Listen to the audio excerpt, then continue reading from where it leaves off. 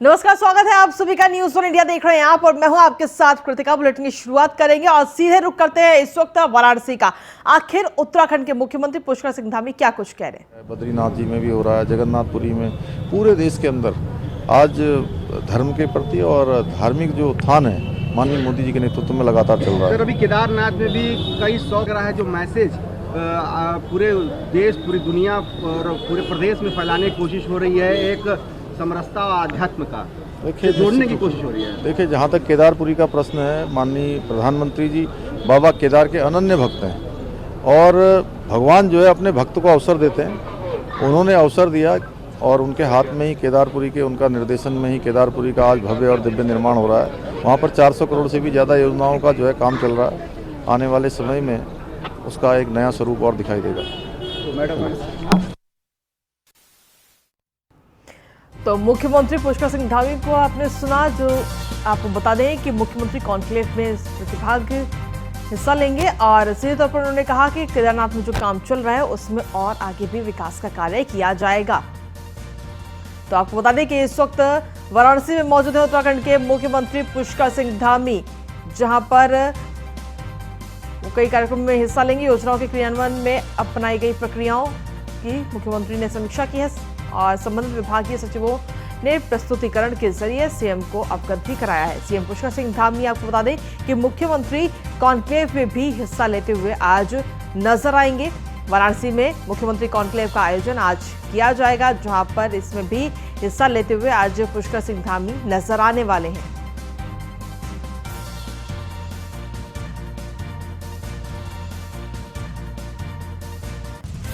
तो आपको बता दें बड़ी जानकारी, उत्तराखंड के मुख्यमंत्री इस वक्त वाराणसी में मौजूद है, जहां पर मुख्यमंत्री कॉन्क्लेव में वो हिस्सा लेते हुए नजर आएंगे। दरअसल कल जिस तरीके से जो पूरा कार्यक्रम हुआ और काशी विश्वनाथ कॉरिडोर का जो उद्घाटन हुआ, उस पूरे कार्यक्रम में मुख्यमंत्री पुष्कर सिंह धामी ने हिस्सा लिया। आपको बता दें कि जिन राज्यों में भारतीय जनता पार्टी की सरकार है, उन राज्यों के मुख्यमंत्री कल वाराणसी पहुंचे थे और इस पूरे कार्यक्रम में हिस्सा लेते हुए वो नजर आए, जिसके बाद में अब आज मुख्यमंत्री कॉन्क्लेव है और इसमें भी मुख्यमंत्री पुष्कर सिंह धामी हिस्सा लेते हुए नजर आएंगे। सीधे तौर पर इसमें राज्य में कितने काम हुए इस पर चर्चा की जाएगी और चुनावी मंत्र देते हुए भी पीएम मोदी इस मुख्यमंत्री कॉन्क्लेव में नजर आ सकते हैं। तो ये मुख्यमंत्री कॉन्क्लेव का आयोजन आज वाराणसी में किया जा रहा है, जिसमें बीजेपी शासित राज्यों के मुख्यमंत्री और उप मुख्यमंत्री शामिल होंगे और उत्तराखंड के मुख्यमंत्री पुष्कर सिंह धामी भी इस कॉन्क्लेव में शामिल होंगे। तो बड़ी जानकारी आपको दे रहे, संबंधित विभागीय सचिवों ने प्रस्तुतिकरण के जरिए सीएम को अवगत भी कराया जो निर्माण कार्य चल रहे हैं, फिर चाहे वो बद्रीनाथ हो या फिर केदारनाथ। और आज मुख्यमंत्री कॉन्क्लेव में हिस्सा लेते हुए मुख्यमंत्री पुष्कर सिंह धामी नजर आएंगे। केंद्र और राज्य की संचालित कई जन कल्याणकारी योजनाओं पर भी चर्चा इस मुख्यमंत्री कॉन्क्लेव में की जाएगी। और अधिक जानकारी के साथ संवाददाता सुदीप जैन जुड़ गए हैं फोन लाइन पर। सुदीप, क्या कुछ अपडेट्स और क्या कुछ जानकारी आपके पास में? देखिए, कल दोपहर में मुख्यमंत्री वाराणसी चले गए थे, जहां से प्रधानमंत्री और देश के अन्य राज्यों के मुख्यमंत्री, उप मुख्यमंत्री आए हैं। मुख्यमंत्री राज्य सरकार का एजेंडा जो मुख्यमंत्री कॉन्फ्रेंस है उसके सामने रखेंगे। मुख्यमंत्री ने होम स्टे, पर्यटन और रोजगार पर विशेष फोकस किया है। मुख्यमंत्री पुष्कर सिंह धामी ने जानकारी देते हुए बताया था कल कि जो होम स्टे है उसको बढ़ावा देने के दो फायदे हैं। एक तो राज्य में रोजगार सृजन होगा और दूसरा लोग राज्य के जो परंपरागत तरीके से रहन सहन खान पान है उसका भी आनंद ले सकेंगे। और राज्य में जो सरकार ने 2025 में जब उत्तराखंड 25 वर्ष का होगा तो उसका जो प्लान तैयार किया है उसकी भी जानकारी प्रधानमंत्री की मुख्यमंत्री कॉन्फ्रेंस में वो देंगे। जी सुदीप, आगामी विधानसभा चुनाव भी कहीं ना कहीं इन चुनावों को लेकर भी इस कॉन्क्लेव में चर्चा की जा सकती है। जी देखिए, ये पॉलिटिकल अभी तक तो जानकारी नहीं है कि इसमें राजनीतिक चर्चा होगी जी, क्योंकि ये विजन और एजेंडे पर चर्चा है। प्रधानमंत्री के मुख्यमंत्रियों के साथ कॉन्फ्रेंस, हाँ वहाँ पर चूंकि भारतीय जनता पार्टी के संगठन के बड़े पदाधिकारी जरूर मौजूद हैं जी, हो सकता है मुख्यमंत्री का उनसे कुछ अलग से डिस्कशन हो, क्योंकि 15 तारीख को राजनाथ सिंह जो कि रक्षा मंत्री हैं उनका भी आना प्रस्तावित है। जी चलिए, बहुत बहुत शुक्रिया, आप लगातार बने रहिए, हम और आगे भी आपसे जानकारी लेंगे।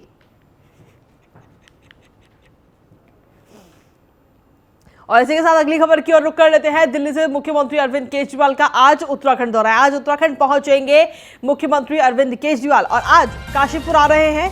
अरविंद केजरीवाल सुबह 11 बजे पंतनगर एयरपोर्ट पहुंचेंगे और उसके बाद में 12:30 बजे होटल अनन्या पहुंचेंगे।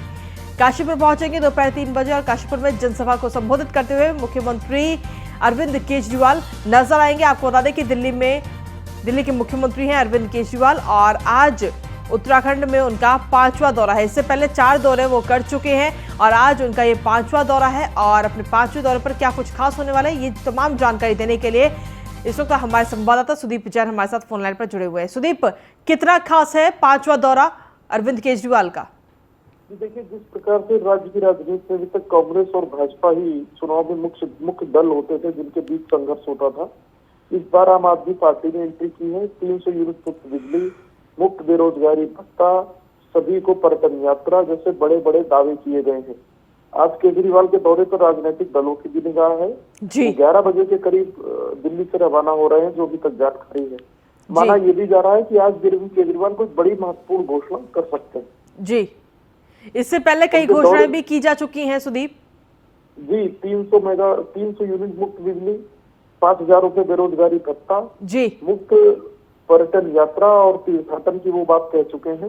अरविंद केजरीवाल के मुफ्त बिजली ऐलान के बाद ही राज्य सरकार के मंत्री हरक सिंह रावत ने भी 100 यूनिट बिजली देने की बात कही थी। जी, जबकि पूर्व मुख्यमंत्री और कांग्रेस के कैंपेन प्रमुख हरीश रावत ने भी मुफ्त की वकालत की थी। हालांकि वो सिलेंडर की सब्सिडी और दूसरी बातों को वो कहते नजर आए।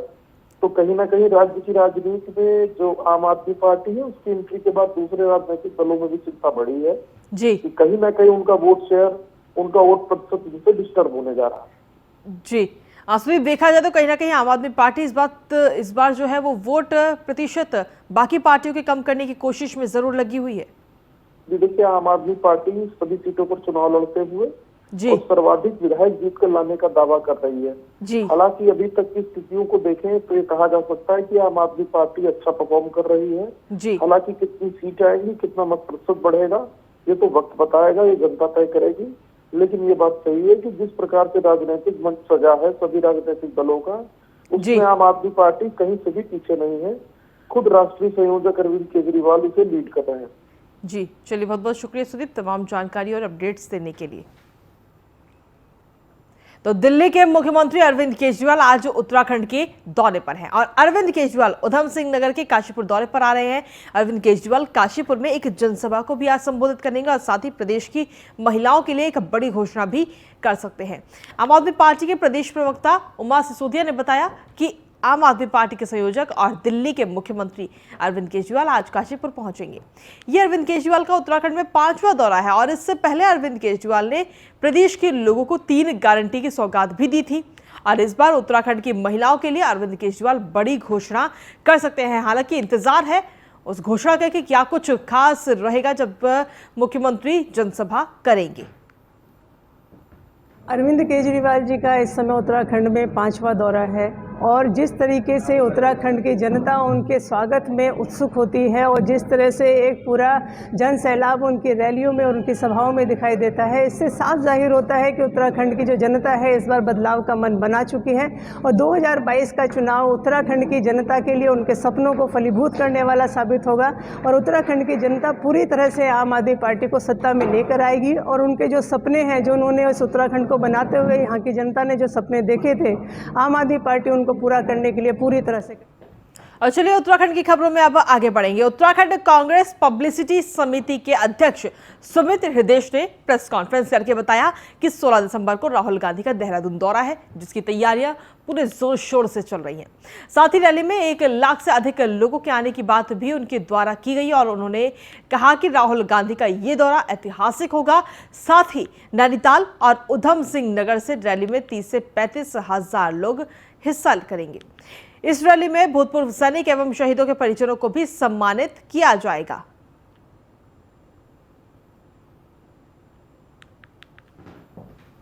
जन सैलाब राहुल जी की रैली में वहाँ पे आएगा और हमने कई सारी रैलियों में हमें जाने का सौभाग्य मिला है। इस बारी जो उत्साह है आम जनमानस के मध्य, जिस प्रकार से उत्साहित होकर वो कह रहे हैं कि हमें भी जाना है देहरादून, तो ऐसा हमने कम ही देखा है। तो ये साफ संकेत है कि इस प्रदेश में एक भव्य कांग्रेस की एक महाजनादेश की सरकार बनने वाली है और राहुल जी की आवाज़, राहुल जी जो इकलौते व्यक्ति थे जिन्होंने पिछले वर्ष मार्च में कहा था कि ऐसी सुनामी दर्द भरी आएगी देशवासियों के लिए कोरोना के मध्य, जिसको सरकार ने तब नहीं सुना। राहुल जी के सारे सुझावों को आज सरकार मान चुकी। कृषि कानून तक उन्होंने बोला था कि ये कृषि कानून वापस होंगे, मार्क माय वर्ड्स, लिख लीजिए आप किसी किताब में, वो कृषि कानून भी वापस हुए। तो राहुल जी की जो आवाज़ है वो पूरे देश और दुनिया में उसका वजन माना जाता है। तो वही हम चाहते हैं कि उत्तराखंड की जो दर्द भरी आवाज़ जनता की है वो भी जब विश्व के लोग और देश के लोग सुनेंगे तो उत्तराखंड के भी दर्द को समझ पाएंगे और उत्तराखंड के सहयोग के लिए जो सरकार बनेगी उसमें अपना योगदान दे सकते हैं। और चलिए खबरों में आगे बढ़ते हैं। शिवसेना से राज्यसभा सांसद संजय राउत के खिलाफ भारतीय जनता पार्टी की राष्ट्रीय महिला मोर्चा की महामंत्री दीप्ति रावत भारद्वाज ने एफआईआर दर्ज कराई है। दीप्ति ने 9 दिसंबर को संजय राउत के खिलाफ ये शिकायत दर्ज कराई थी, जिस पर 12 दिसंबर 2021 को एफआईआर दर्ज कर ली गई। आपको बता दें कि संजय राउत ने बीते दिनों में एक निजी समाचार चैनल को इंटरव्यू दिया था, जिसमें उन्होंने बीजेपी कार्यकर्ताओं के लिए अपशब्दों का इस्तेमाल किया था। इस इंटरव्यू के बाद दीप्ति रावत भारद्वाज ने दिल्ली के मंडावली थाने में शिकायत दर्ज कराई थी और अब इस मामले पर धारा 500 और 509 के तहत भी मुकदमा दर्ज कर लिया गया है। संजय राउत के ऊपर मुकदमा स्त्री समाज को अपमानित करने और स्त्री के लिए सामाजिक रूप में अपशब्दों का इस्तेमाल करने पर दर्ज किया गया है।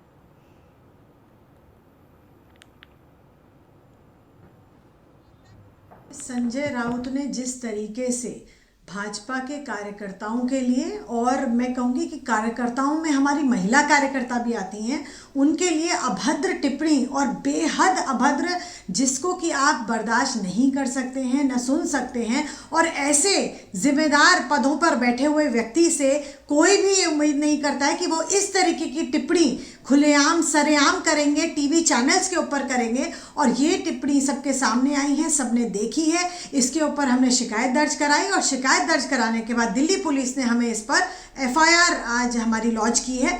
और हम चाहते हैं कि संजय राउत इस विषय पे माफ़ी मांगे, महिला मोर्चा से माफ़ी मांगे, भारतीय जनता पार्टी से माफ़ी मांगे, इस देश की महिलाओं से माफ़ी मांगे जिनके सामने उन्होंने इतनी अभद्र भाषा का प्रयोग किया है, और साथ ही साथ अपना इस्तीफा दें। ये आज भारतीय जनता पार्टी उनसे मांग करती है। और चलिए अब खबरों में आगे बढ़ेंगे। कैबिनेट मंत्री सतपाल महाराज की विधानसभा के ग्रामीण रविवार रात से लगातार धरना प्रदर्शन करें। ये ग्रामीण पिछले 20 सालों से विधानसभा के अंदर आने वाली फरसाडी छिरो मोटर मार्ग के निर्माण की मांग कर रहे हैं, लेकिन लोक निर्माण विभाग की तरफ से इन ग्रामीणों को मोटर मार्ग से वंचित रखा गया है। ग्रामीणों का आरोप है कि उन्होंने गढ़वाल सांसद तीरथ सिंह रावत और कैबिनेट मंत्री सतपाल महाराज को कई बार ज्ञापन भी सौंपा था, लेकिन उसके बावजूद भी कोई सुनवाई नहीं हुई। लोगों ने चेतावनी दे दी है कि जब तक मोटर मार्ग के संबंध में उन्हें लिखित आश्वासन नहीं मिल जाता, वैसे ही ठंड में भी प्रदर्शन लगातार जारी रखेंगे।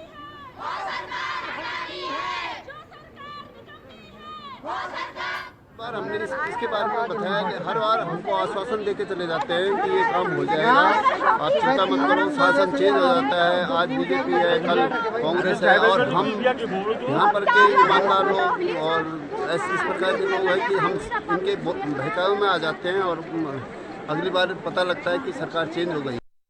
हमारे भी घर में बच्चे हैं, सास ससुर है, गाय भैंस है, सब चीज़ है हमारे घर में, लेकिन हमने अपना काम धाम सब छोड़ के यहाँ पे रोड पे आ रखे हैं कि हमारे पास हमारी एक ही गुंजाइश है कि हमारी रोड पूरी कर दो। तो आपने बीजेपी को भी आड़े लिया और पीडब्ल्यूडी को भी लिया। हाँ जी। तो मेन कौन है इसमें? यहाँ सबसे पहले तो हम नेता लोगों के लिए बोलेंगे, क्योंकि हर 5 साल में आते हैं, वोट मांग के चले जाते, क्योंकि जब पब्लिक तो ऐसे है, हर बार कोई ना कोई वादा करते रहते हैं। सरकार तो हर वादा करेगी और फिर वैसे जनता तो हम पागल बन जाते हैं कि चलो ये सरकार आएगी तो क्या पता 5 साल में कुछ कर। निश्चित तौर पर आज सुबह 4 बजे से ग्राम गढ़कोट विकासखंड बीरोंखाल की सम्मानित जनता बैजरो पुल पर अपना आक्रोश प्रदर्शित कर रही है।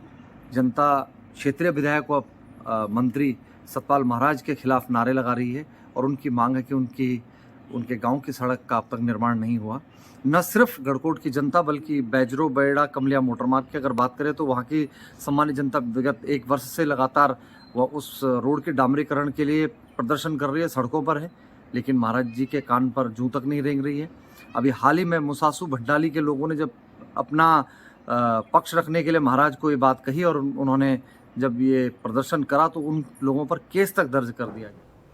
और वहीं उत्तराखंड विधानसभा के पूर्व स्पीकर और देहरादून जिले की कैंट विधानसभा से बीजेपी के विधायक हरबंस कपूर पंचतत्व में विलीन हो गए। हरबंस कपूर का सुबह दिल का दौरा पड़ने से निधन हो गया। हरबंस कपूर पिछले 8 बार से लगातार विधायक चुने गए हैं और हरबंस कपूर के निधन पर मुख्यमंत्री पुष्कर सिंह धामी ने भी दुख व्यक्त किया। हरबंस कपूर का पार्थिव शरीर अंतिम दर्शन के लिए इंदिरा नगर उनके आवास से बीजेपी प्रदेश कार्यालय बलबीर रोड में अंतिम दर्शन के लिए लाया गया। इसके बाद लखी बाग शमशान घाट में हरबंस कपूर का अंतिम संस्कार किया गया। हरबंस कपूर के बारे में कहा जाता है कि वो उत्तराखंड के उन नेताओं में से एक हैं जिन्हें हर व्यक्ति की समस्या में खड़े होते हुए देखा गया। हरबंस कपूर बीजेपी के बेहद सहज और शालीन नेता थे। उनकी जनता में अच्छी पकड़ थी। हरबंस कपूर के निधन पर बीजेपी में शोक की लहर है और मुख्यमंत्री पुष्कर सिंह धामी ने हरबंस कपूर के घर पहुंचकर उन्हें श्रद्धांजलि दी और उनके परिजनों से मुलाकात की। आपको बता दें कि हरबंस कपूर 8 बार से लगातार विधायक का चुनाव जीत रहे हैं। 2017 के विधानसभा चुनाव में उन्होंने ऐलान किया था कि ये उनका आखिरी चुनाव होगा।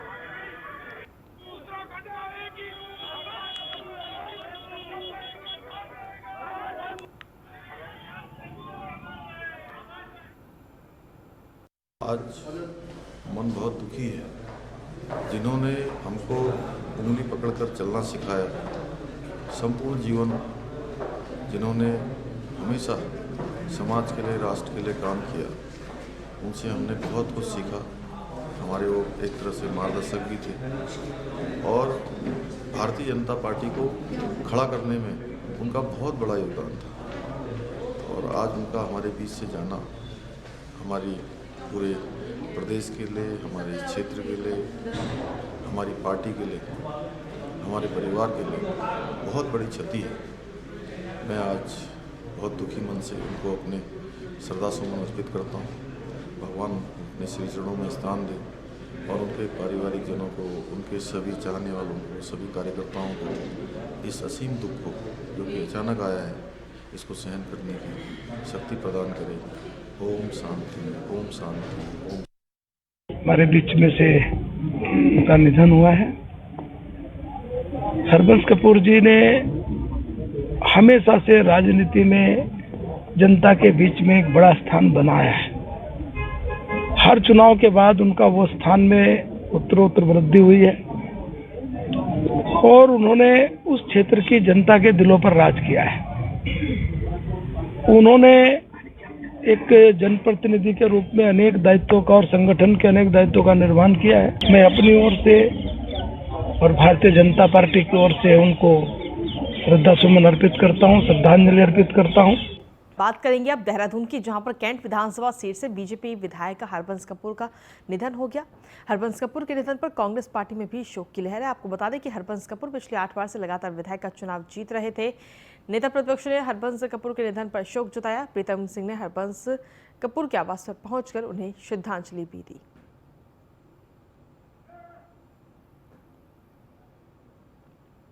उत्तराखंड हितैषी नेता को खोया है, जिसकी निकट भविष्य में भरपाई हो पाना बड़ा असंभव है। कपूर साहब जी 8 बार के विधायक रहे, मंत्री रहे और विधानसभा के अध्यक्ष भी रहे। और मैं कह सकता हूं कि इतने डाउन टू अर्थ थे कि कोई भी व्यक्ति उनके पास गया, किसी भी व्यक्ति को निराश नहीं किया और उसके सम्मान देने का जो काम वो करते थे, ऐसी मिसाल अन्य जगहों मिलना बड़ा। वहीं बीजेपी विधायक हरबंस कपूर के आकस्मिक निधन से दुखी होकर पूर्व मुख्यमंत्री हरीश रावत, कांग्रेस प्रदेश अध्यक्ष गणेश गोदियाल समेत तमाम कांग्रेस नेताओं ने दिलाराम चौक पर 2 मिनट का मौन धारण करके उन्हें श्रद्धांजलि अर्पित की। हरबंस कपूर लगातार 8 बार विधायक चुने गए। उन्होंने उत्तराखंड विधानसभा के अध्यक्ष का पदभार भी संभाला था। कांग्रेस नेताओं ने कहा कि हरबंस कपूर उत्तराखंड की राजनीति की बड़ी शख्सियत थे। उन्होंने लगातार 8 बार चुनाव जीतकर जनता का प्यार पाया। उनका इस तरह जाना उत्तराखंड की राजनीतिक जगत में बड़ा नुकसान है। आपको बता दें कि इस दुखद खबर के बाद कांग्रेस ने अपनी सभी कार्यक्रम स्थगित कर दिए हैं।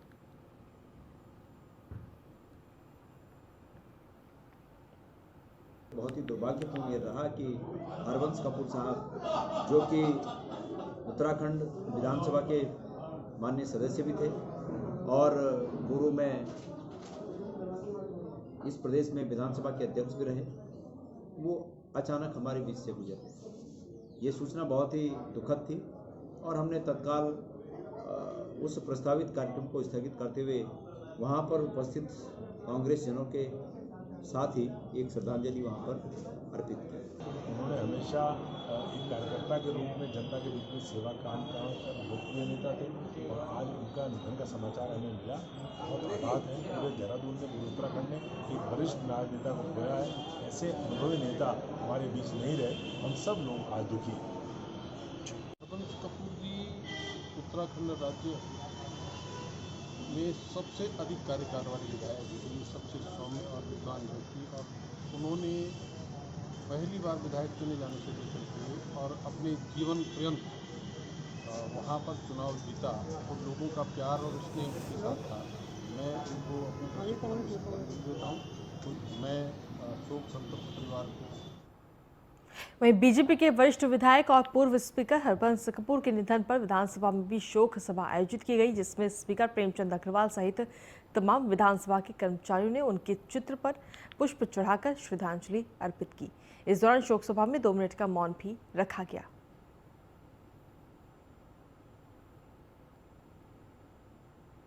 वो वास्तव में जिस प्रकार से उनके अंदर जो सरलता थी, जो लोग आज हमें सरल स्वभाव का मानते हैं, तो ये बातें हमने उन्हीं से सीखी। और बहुत से काम ऐसे हैं कि जो उनके जिस प्रकार से उनका एक स्वभाव बना, काम करने का स्वभाव बना, ये हम सब जितने भी हमारे जैसे विधायक हैं, सामान्य कार्यकर्ता, उनसे बहुत कुछ हमने सीखा है। ये पार्टी के लिए बहुत बड़ी क्षति है, उस क्षेत्र के लोगों के लिए बहुत बड़ी क्षति है, मेरे उत्तराखंड के विधानसभा के लिए बहुत बड़ी क्षति है, पूरे उत्तराखंड वासियों के लिए। और वहीं देहरादून से बड़ी जानकारी मिली है, जहां पुलिस अधिकारियों का 2 दिवसीय सम्मेलन इस वक्त शुरू हो चुका है। पुलिस हेडक्वार्टर में ये 2 दिवसीय सम्मेलन शुरू हुआ। मुख्य सचिव एस संधू सम्मेलन में शामिल हुए। अपर मुख्य सचिव आनंद वर्धन समेत कई अफसर इस दौरान इस सम्मेलन में मौजूद रहे। 2 दिवसीय पुलिस ऑफिसर्स कॉन्फ्रेंस का आयोजन हुआ और स्मार्ट पुलिसिंग पर भी इस आयोजन में चर्चा की गई। उत्तराखंड पुलिस मुख्यालय में सोमवार को पुलिस कॉन्फ्रेंस का आयोजन किया गया। 2 दिवसीय पुलिस कॉन्फ्रेंस के पहले दिन उद्घाटन सत्र में राज्य के मुख्य सचिव सुखबीर सिंह संधू मौजूद रहे। अपर मुख्य सचिव गृह आनंद वर्धन, डीजीपी अशोक कुमार, सचिव वित्त समेत तमाम शासन और पुलिस के आला अधिकारी मौजूद रहे। मुख्य सचिव ने कहा कि पुलिस कॉन्फ्रेंस के जरिए राज्य में स्मार्ट पुलिसिंग के तहत किए जा रहे कार्य, पुलिस के आधुनिकीकरण और साइबर पुलिस, इनको लेकर चर्चा की जा रही है। शासन के जरिए भी पुलिस विभाग की भविष्य की योजनाओं और उनकी समस्याओं को गंभीर तरीके से समझा जा रहा है। मुख्य सचिव ने कहा कि जल्द ही पुलिस विभाग के लंबित प्रमोशन भी पूरे कर लिए जाएंगे। उत्तराखंड पुलिस की तारीफ करते हुए मुख्य सचिव ने कहा कि मित्र पुलिस की धारणा को हमारी पुलिस पूरी तरह से सिद्ध कर रही है। उत्तराखंड के डीजीपी अशोक कुमार ने कहा कि 2 दिवसीय पुलिस कॉन्फ्रेंस के जरिए पुलिस के हर पहलू को शासन के वरिष्ठ अधिकारी द्वारा समझा जा रहा है और सभी जनपदों के पुलिस कप्तानों समेत पुलिस के आला अधिकारी भी इस कॉन्फ्रेंस में मौजूद रहेंगे। मेन थीम था स्मार्ट पुलिसिंग, जो कि माननीय प्रधानमंत्री जी द्वारा कुछ साल पूर्व सभी स्टेट्स को लक्ष्य दिया था और उत्तराखंड पुलिस ने इसकी प्राप्ति के लिए काफ़ी प्रयास किए हैं। उसकी जानकारी दी गई और विचार विमर्श किया गया कि इसको आगे कैसे बढ़ाना है। आजकल ट्रेडिशनल क्राइम की बजाय साइबर क्राइम बहुत तेज़ी से बढ़ रहा है और उसके लिए एक स्पेशल और विशेष प्रयास की ज़रूरत है, क्योंकि बहुत ही हाई टेक्नोलॉजी वाला ये क्राइम है। तो एक ये निर्णय लिया गया कि हमारे पुलिस विभाग इसमें बिल्कुल आधुनिक रहे, इसलिए एक जो इंडिया का बेस्ट आईआईटी है, जिसमें कंप्यूटर साइंस का डिपार्टमेंट साइबर सिक्योरिटी में सबसे अच्छा है, उसके साथ एक सेंटर ऑफ एक्सीलेंस बनाया जाएगा, जिसमें जो खर्चा होगा वो शासन देगा। देखिए, पुलिस कॉन्फ्रेंस का आयोजन हमने इसलिए किया है कि जो माननीय प्रधानमंत्री जी का विजन है स्मार्ट पुलिसिंग का। स्मार्ट मतलब strict and sensitive, modern and mobile, alert and accountable, responsive and tech savvy and trend, मतलब टेक्नोलॉजिकली आगे। तो उस विजन को कैसे आगे बढ़ाया जाए, और इसके अलावा बाकी जो भी इश्यूज हैं पुलिस के, हम आपस में चर्चा करेंगे, मंथन करेंगे और जो बेस्ट पॉसिबल। और इसी के साथ फिलहाल उत्तराखंड की खबरों में मेरे साथ इतना ही। ब्रेक के उस पार देखिए तमाम खबरें उत्तर प्रदेश की।